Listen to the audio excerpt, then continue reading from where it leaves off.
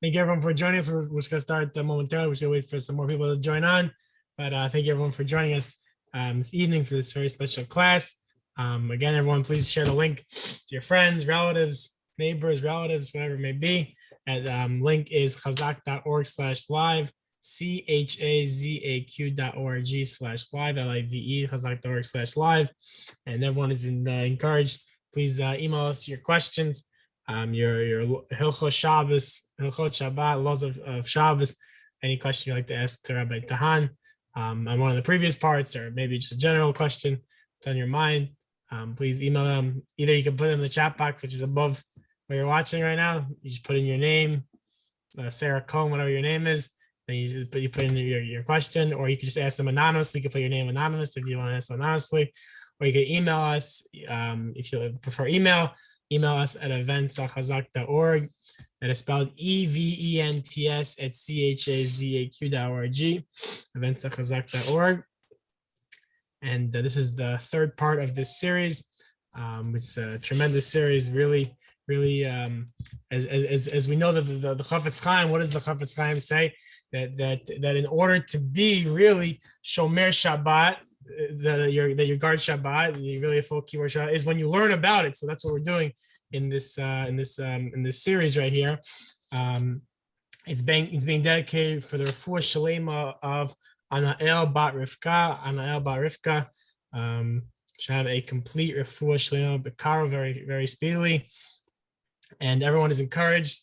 The format of this series is not only that it's a lecture, it's a shir, but also we encourage everyone to please submit their questions. We want to make it as interactive and as informative and as helpful as possible. So please put any questions you have in the chat box above your screen, or email us at events@chazak.org. Again, events@chazaq.org. And again, please share the link to everyone to join us every Wednesday night for this amazing series with Rabbi Shay Tahan on Hilchot Shabbat Refresher. Join us every Wednesday at 8 p.m. Eastern Standard Time on chazak.org/live, chazaq.org/live. And it is a great zchus, honor, zchut, to call upon Rabbi Shay Tahan. Really needs no introduction. He's a tremendous Mechaber Sfarim, an author, as the head of a Beis Hora, which people call in their shilas, their questions on Jewish law. It's a great honor to call upon Rabbi Shay Tahan. Chazak v'baruch, Rabbi. Thank you very much. Thank you for Chazak again. And we'd like to continue on a series of Hilchot Shabbat. We started last time in Hilchot Ofeh, or Hilchot Bishul, in other words. And we said some basic halachot in that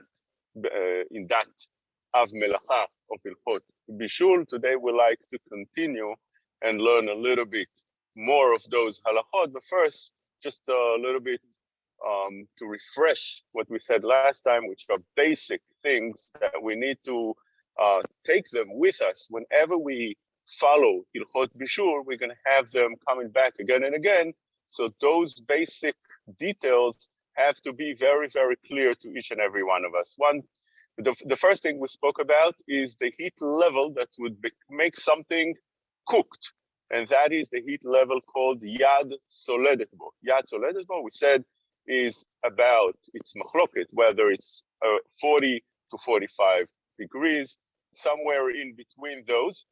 When we're talking about Fahrenheit, those are Celsius. When talking about Fahrenheit, we go about 113. That would be considered mevashel. That is the heat level that becomes problematic, and under that, you could put things on something that's warm, and as long as you know, they're not going to reach that level. If you don't know how to measure that, obviously we don't walk around on Shabbat with a thermostat to measure the heat level of our food. So one can just measure the way Chazal said, Yad Soledet Bo, which means if you put your finger in the water or in the food and you can't hold it there for too long, that will be something that will be considered Yad Soledet Bo, which is one of the things that you'll know is problematic. And under that would be usually permitted. Secondly, we're dealing with Bishul. Bishul has a certain, in order to be Mechayev, it has a certain amount of cooking that it needs to process in order for the chiyuv to come. What is that amount? Machloket, whether it is what we call mevushal kol tzorko or kemachal ben dorsai. We explained ben dorsai was a thief, a robber that was always on a run, and because of that, he couldn't cook his food properly. He would just cook the minimum amount and eat it and go on the run, since constantly those that he robbed and the law would be after him, so he would be always on the run. So there, that's an amount that you know that that's already edible. He was able to cook and eat it to that level. How much is that? We said it's a machloket Rashi and the Rambam, whether it's half cooked or third cooked. What does that mean? So again, Rashi would say third cooked is already considered kemachal ben dorsai. Rambam says half cooked is considered already kemachal ben dorsai. There are certain times that we would use those measurements, but normally the amount that's be considered fully cooked would be, like we said, fully cooked, mevushal kol tzorko.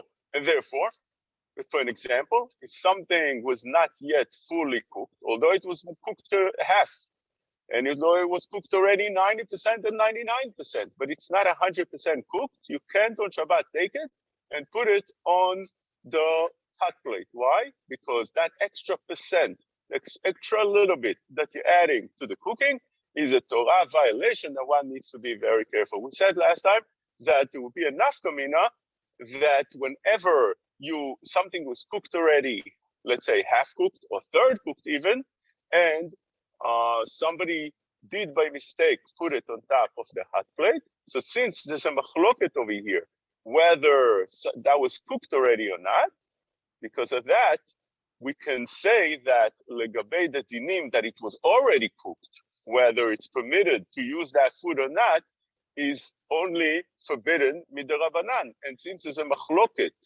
whether it's considered already cooked or not, one can permit it. To explain again, there's one thing that's asur midoraita, and that is cooking. But if somebody violated the halacha and did cook on Shabbat, am I allowed to eat his food, his cooking? The Torah doesn't forbid the cooking, but Chachamim did. Therefore, the issur of eating those cooked items is only the Rabbanan. And since that he cooked is something that was already cooked before Shabbat, half cooked or third cooked, so he violated something that has to do with a machloket, because there are those that would say that was already cooked, and bishul achar bishul, there's no more cooking after it was cooked the first time. Because there is such an opinion, therefore one can rely on that, on something that's only forbidden midarabanan, like benefiting from the food and enjoying and eating that food.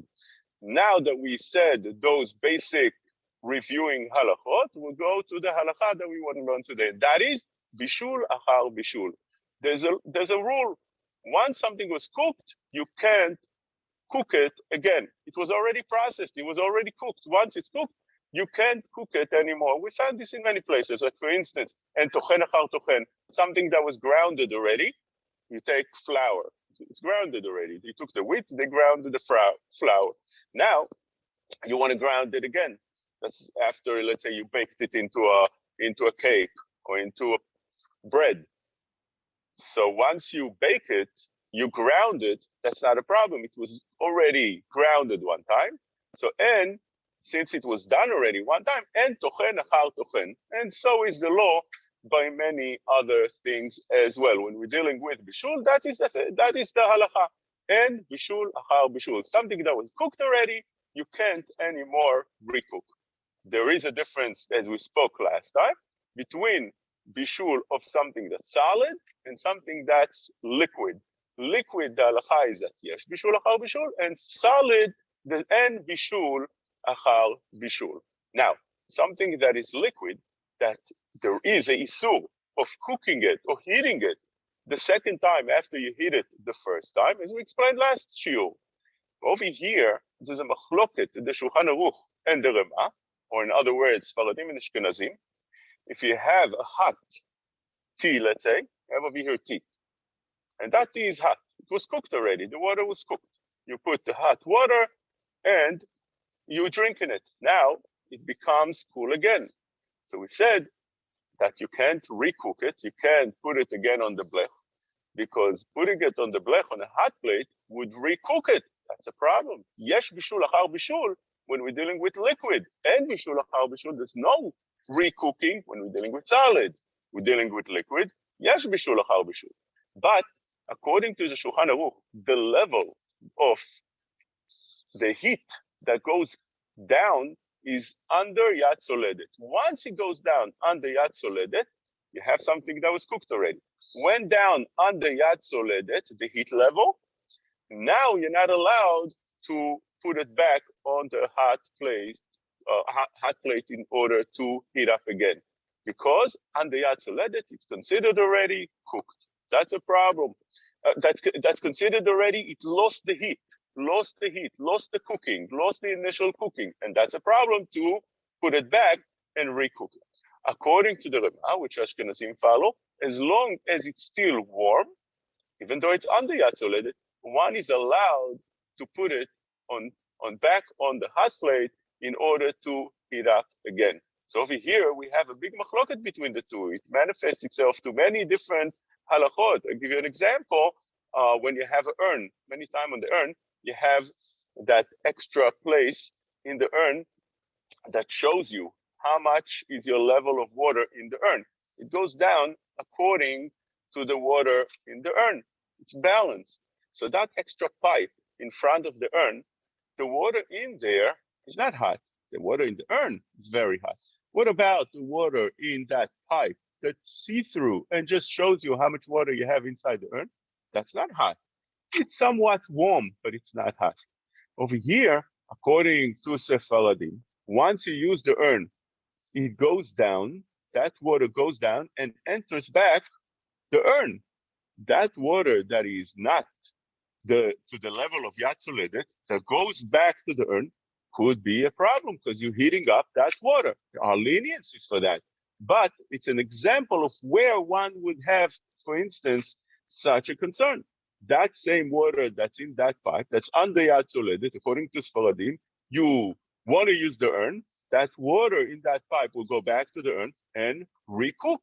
That could be a problem. Again, there are leniencies about it, but that's an example of a simple thing that would be a difference between Sfaradim and Ashkenazim, because according to Ashkenazim, since it's still warm, although it's under Yad Soledet, that wouldn't be any issue and any problem. Now, when we're dealing with Yesh bishul achar bishul and bishul achar bishul, there's something that we need to define. What is considered liquid and what is considered solid? Yeah, I understand that simple cake is a solid, chicken is a solid, potato is a solid. I understand that water is liquid. But what about something that is in between, like ketchup, for instance, Jello, for instance, mayo, or things like this that are a little bit more on the liquidy side? They're not completely solid. Where do you place those in between the two? And the answer to that is that if you put it on a plate, for instance, and it falls to the sides, it doesn't hold still, that's a liquid. But if it holds still, let's say Jello, you take Jello, you put it on a plate, it would hold still over there. It wouldn't fall to the sides. Ketchup, for instance, you have different types. You have those that are liquidy. Now, once you put it, you would spread out and spread to the entire plate, just like liquid would. But most ketchups are more solid. And once you put them on a plate, they'll stay exactly the way you put them. It might go a little bit to the side, just a bit, but not much. So that's something that you'll see a difference between solid and liquid. When you have something that is solid, but once you put it on a hot plate, it melts and it becomes liquidy. Is that permitted to put it on a hot plate or not? You have some kind of fatty thing with congealed fat on top of it, and you put it on a hot plate. Once you put it on a hot plate, on a tray or on a pan or in your pot, but it's a solid thing that is fully cooked already from before Shabbat, and you put it now on the hot plate. Putting it on a hot plate by itself is a machloket Sfaradim and Ashkenazim. Chacham Ovadia allows to take something out of the fridge that is fully cooked and put it on a hot plate. Ashkenazim would have a different halacha in that. It's a machloket that we need to speak about Be'ezrat Hashem in the future. But taking that thing that is, let's say it's a chicken. It's a chicken that has on top sauce that is congealed. And once you put it in the pan or in the tray, on the hot plate on Shabbat morning, this whole thing melts down and you have over here a nice amount of liquid. Is that permitted or that's not permitted? Shulchan Aruch speaks about a halacha in Siman Shin Yudchet Seif Tet Zayin, and he writes, Mutar liten infinada keneged ha'esh b'makom shehaya tzoledet. You're allowed to take an infinada, which is some type of dough with meat and fat on top of it or in it, and you put it in a place that is yat tzoledet, that heat that we spoke before, and what happens is it melts. Says the Shulchan Aruch, Af al pi shashuman sheba nikrash chozer v'nimoach, which means that shuman, that fat, melts down, and now you have over here liquid. Is that permitted? Because we said in liquid, yesh b'shul achar b'shul, though it was cooked, but once you put it on the hot plate, it recooks again. Liquid would not be permitted to recook. Is that permitted? The Shulchan Aruch says it is permitted. The Ashkenazim are more strict about this halacha, but the Sfaradim permit it based on two reasons. One reason is because it's not straight cooking something liquid, because right now when you put it on top, it is solid, it stands still. Eventually it would melt and become liquid. That's like something that's grammar, indirect. That's how some understand this halacha. This is how the Chida understands this halacha, many others as well. Secondly, there are opinions that hold that en bishul achar bishul, even in liquid, as we explained, there's machloket rishonim in that. The Rashi and the Rosh are machmir, and this is how we posek. But you have a list of rishonim that holds it's permitted even by liquid. The Rambam, the Ran, the Rashba, Rabbeinu Yonah. There's a list of rishonim that hold that en bishul achar bishul, even in liquid. La halacha, we said, we posek like Rashi and the Rosh that we machmir, we don't cook something, we don't reheat liquid that was hot before and cooked before, and now it became cool. We don't do that, that's fine. But we can rely on that when you have other leniencies, as over here. You have another leniency that when you put it on top of on the hot plate and it's congealed, therefore it's going to melt only afterwards. You have over here two reasons to be lenient. And you combine both, although by itself you wouldn't say that liquid would be permitted, but together with the other reasoning that we said, that it doesn't happen directly or just indirectly, which means after a while until it heats up, then it melts down. Such a thing is permitted. This is how the Shulchan Aruch holds. Again, the Rama is more strict with that halacha. Now, another interesting thing that the poskim argue, and that is whether you have something that is hard, it is solid, but you have in there also some sauce, some liquid, and it's not just, let's say, chicken. You have chicken in a tray, and together with that, you have sauce, a nice amount of sauce. So you have over here, and both were cooked before Shabbat. You have over here solid, and you have liquid. Are you permitted to put it on the hot plate? You take it out of the fridge. Again, according to those opinions, Sfaradim follow. This is how Chacham Ovadia was said. Sfaradim follow. It's something that's fully cooked. Can you put it on top of the hot plate? So you have over here a Rishon, a very important Rishon, Rabbeinu Yerucham, that the Bet Yosef quotes, and he said that as long as you have majority of solid and minority of liquid, it's permitted to put it on top of the hot plate. Both were cooked already before Shabbat, the solid and the liquid. But in liquid, we said, yesh bishul achar bishul. How could you put it on top? Says Rabbeinu Yerucham, majority was cooked, sufficient, and that is fine. Now, many poskim, Sfaradim, learn that this is a ta'ut sofer, it can't be. Also because Rabbeinu Yerucham contradicts himself in a different place, that he holds, he says over there that you don't cook at all any liquid. Once it was cooked already and cooled down, you're not allowed to recook it. Yesh bishul achar bishul belach. So therefore, Rabbi Yerucham seems to contradict himself. Secondly, it's just why would there be a difference between a lot of liquid or a little bit liquid, majority liquid? If it cooks, it cooks. Therefore, some say that it's a ta'ut sofer, it's a mistake, and it can't be that Rabbi Yerucham said that, and this is not permitted whatsoever. That's how some say. But Chacham Ovadia held very strongly that Rabbi Yerucham is the correct halacha, and he supports it from the fact that we found his original Sfarim, and whatever the Bet Yosef quoted is accurate, and it's not a mistake, and therefore such a thing is permitted. How much liquid can you have according to the understanding of Chacham Ovadia and Rabbeinu Yerucham, which the Bet Yosef, the Shulchan Aruch quotes? How much liquid can you have? We said that you need to have minority of liquid, majority of solid. How much is that? That's considered 51% and 49%. So Chacham Ovadia agrees that one should try to be machmir. He calls it a chumrah. That's how Rabbi Yitzchak Yosef, his son, the Baal Yekut Yosef, says that he calls it a chumrah, which means if you have a nice amount of liquid, although it's minority in the dish, but for that you need to be machmir. Nice amount of liquid already, one should be machmir, should be more strict, should not be more that lenient to put it on top of the blech. But if you have just a little bit of liquid, that he said is not a problem whatsoever. But again, Yitzchak Yosef says that from his father's words, you see clearly that it's only a chumrah. In other words, if one wants to allow minority of liquid, it is permitted. In that he had a machloket, Chacham Ovadia Yosef and Arav Mashash. They had a big machloket. What was the meaning of Rabbeinu Yerucham? It's very interesting to see his the way he writes Chacham Ovadia to Arav Mashash, that he says that Rav Mashash didn't have the original Sfarim that Chacham Ovadia found, with the understanding that this is exactly what it means. So whatever comes out is that according to Sephardim, those that want to be lenient can rely on Chacham Ovadia. But many poskim argued, like for instance, Or Letzion, and they said one shouldn't have liquid at all.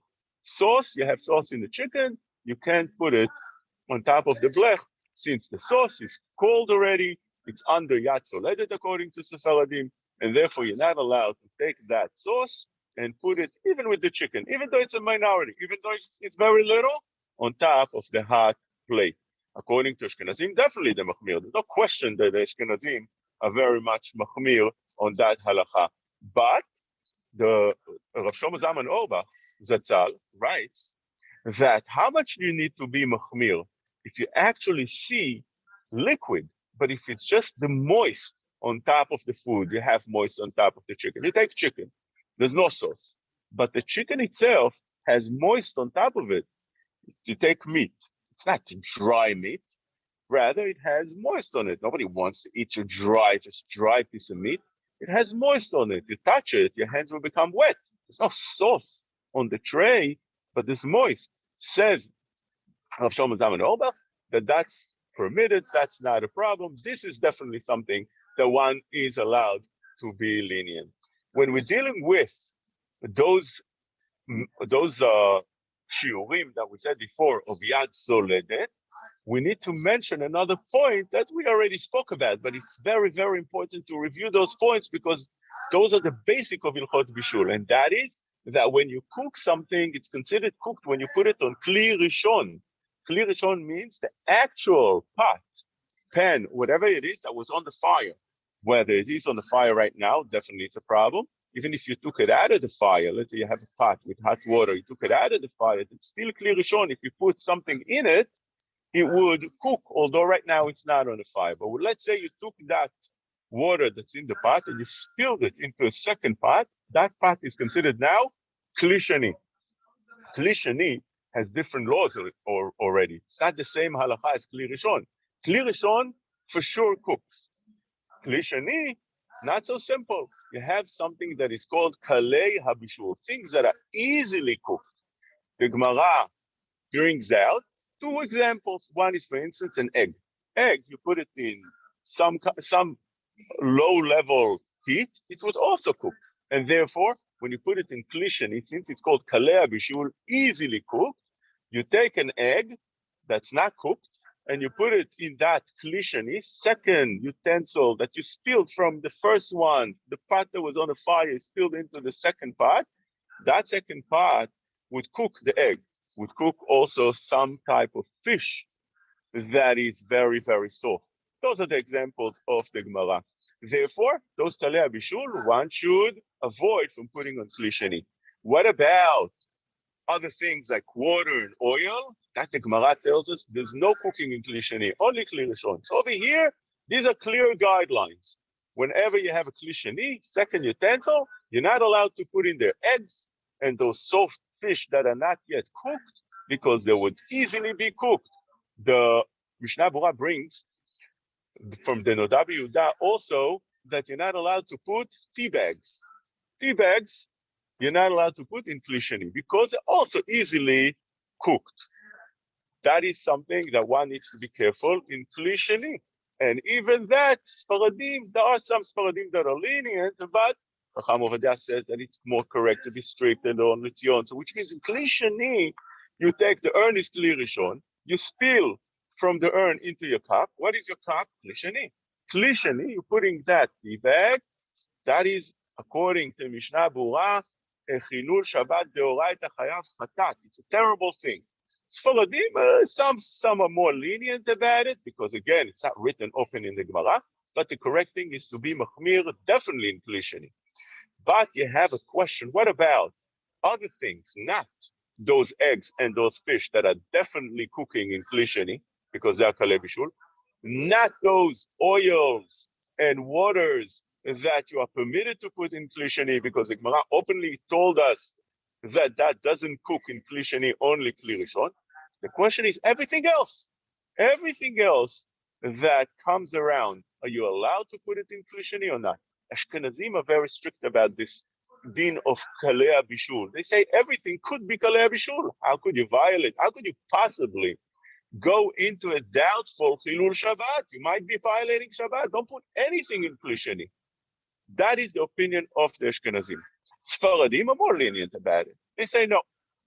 We are machmir in whatever we know is kalei bishul. Whatever we don't know is kalei bishul, we are lenient. That's the halacha and the minhag by the Sfaradim. What about kli shlishi? You take that cup, which is kli sheni, because again, the urn was kli rishon, and you spilled into this cup, it's kli sheni. And now you spill from that into a third cup. Is this also able to cook the kli shlishi, or that can't cook anymore? That's a machloket. Pri Megadim in the Mishnah Berurah permitted. They said it's not a problem. Once it's kli shlishi, it doesn't cook. But the Chazon Ish was very strict. He said no. Kli shlishi, if it's yad soledet, it's a problem. Even kli revi, it's a problem. One needs to be careful. So over here again, we summarized those halachot, bishul achar bishul, and we did some review over the basic of halachot of bishul. Be'ezrat Hashem, let's see if we get some questions that we can address tonight. Bechavod, Rabbi. Okay, so we have some very good questions on the topic directly on what we're speaking about. So number one is, can we put bread directly on the blech? Excellent question, and that is a question that has few details. One is we need to understand, and maybe we'll speak about this also next week, and that is something that was baked. Whether there is cooking after baking, there's no cooking after cooking, and bishul achar bishul, but cooking after baking, we have a machloket in the halacha itself, in Shulchan Aruch. The Shulchan Aruch speaks about, in Seif Hey, Shin Yudchet Seif Hey, that yesh mi sheomer davar shenefa or nitzra, something that was baked. Some say it still can cook, and some say it does not cook anymore. So over here, there's a machloket how to go in this halacha. Chacham Ovadia is more lenient, others are more strict. But you have also other problems here. Besides that, according to the Ben Ish Chai, when you put it on top of the hot plate, you make it crunchy. Making it crunchy is changing the form of the bread. And that is called makeh bepatish. You're making something that wasn't there before. It's a Torah violation. So there's another chumrah over here, according to the Ben Ish Chai. Chacham Ovadia says, "En makev patish beochlim." We found that to be a long biur halacha. In Seif Gimel, he speaks about in the biur halacha. When the Mishnah Berurah has a biur halacha, a lengthy biur halacha, that proves that en makev patish beochlim. So over here you have those that are very strict, those are very lenient. If one follows Chacham Ovadia, he can put those bread or challah on top of the blech and makes them crunchy. Those that are following the Or Litzion, he has the chumrah of what we explained before of bishul achar afiyah, or afiyah achar bishul, or over here when you put it on top of the blech, it's not bishul because there's no water, but there is tzliya. So that's something that also you have to stay away. And those that follow the Ben Ish Chai very much need to be machmir because he holds it's the oraita, it's a biblical prohibition. What's the best thing to do? Unless you follow everything Chacham over there, one should try to be strict on this halacha. What about for Ashkenazim? Because not for the Rav Ovadia or Ben Ish Chai. What about So for Ashkenazim? I'll tell you what, Ashkenazim are much more machmir on the inyan of bishul achar afiyah and so on, because they learned the Rama in Seif, as I told you before, it's in Seif Daled, Shin Yud Chet Seif Daled, Seif Hey, I'm sorry. He holds clearly that everything is restricted. נהגו להיזהר לכתחילה שלא ליתן פת אפילו בכלי שני, כל זמן שאת צולדת פה. He's מחמיר on בישול אחר אפייה and even on כלי שני and all kind of examples. So for Ashkenazim, it is more strict besides the other machloket of makeh bepatish, which is not a machloket Sfaradim and Ashkenazim, it's a machloket between the Achronei HaPoskim.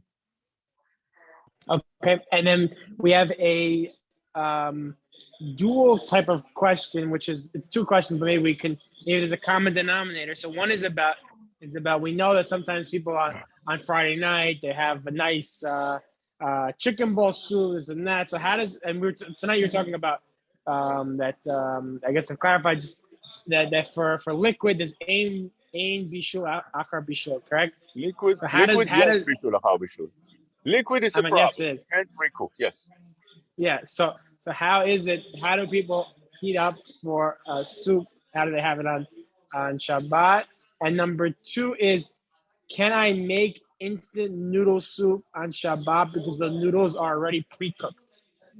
Okay. So the first question is, you can't cook soup on Shabbat. You have to leave it from before Shabbat on the blech. If you took it out of the blech, it's now it goes into questions of chazara, returning food on the fire, which has the laws that we'll have to learn in details. Definitely not allowed to take the soup that cooled down and put it on the blech on Shabbat or Shabbat morning. That's definitely not permitted. But when we're dealing with traditional soup and the like, even though, let's say, the noodles are cooked, you're saying, which could be true, could be not. It looks like there's some things in there that were not cooked, maybe just dried. But regardless, since we're saying en makeh bepatish beochlim, this is the psak of the Mishnah Berurah, that's how Chacham Ovadia brings down, this is how majority of the poskim hold. Therefore, if you put hot water in the traditional food, that's permitted. But maybe there's kalei bishul over there, you machmir that way. So then you put it you spill from kli sheni on top of that noodle soup, or if you're talking about traditional soup, I think it's the same thing. When you spill, you take kli rishon, it's the urn, you take it into a kli sheni, which is this cup, and you spill it into the traditional soup. Irui mikli sheni is already kli shlishi. Kli shlishi, we said that according to Mishnah Berurah and to Megadim, and majority of the poskim doesn't cook, and that's permitted. There's no problem of makeh bepatish, and there's no problem of cooking in that way. Okay, now we have the hardest question, the bomb kasha. Oh, wow. Someone says, what's the number of the Beis Hara? They want to ask some she'elot, some questions. What's the best way? That's a great question. So let me give you a little bit rundown on this. First of all, my number, anybody can text me or WhatsApp me, 347-666-3467. Again, 347-666-3467. you can go into my website, askhalacha.com, and get all the info from there. We also have Bet Torah with the rabbis that I trained that one can go and ask the question. I don't have it off the head. It's on my phone. But if one wants to see, you can always go to Chazak. You can call Rabbi and get the info. You can go to Torah anytime. You can just type my name, and so much info would come down. If you want to subscribe to a newsletter, we have a weekly newsletter that's very interesting, and many other good things. Thank you, Rabbi, for always pumping up the good halachot that our sweet Torah teaches us. I mean, and what's it called in the recording of the video? We're gonna put right here below me. We're gonna put the number, email, all the information that for more information. And thank you everyone for joining us tonight. Again, everyone join us every Wednesday, 8 p.m. at Chazak.org/live. Thank you so much. Thank you, Rabbi Tahan. Good night.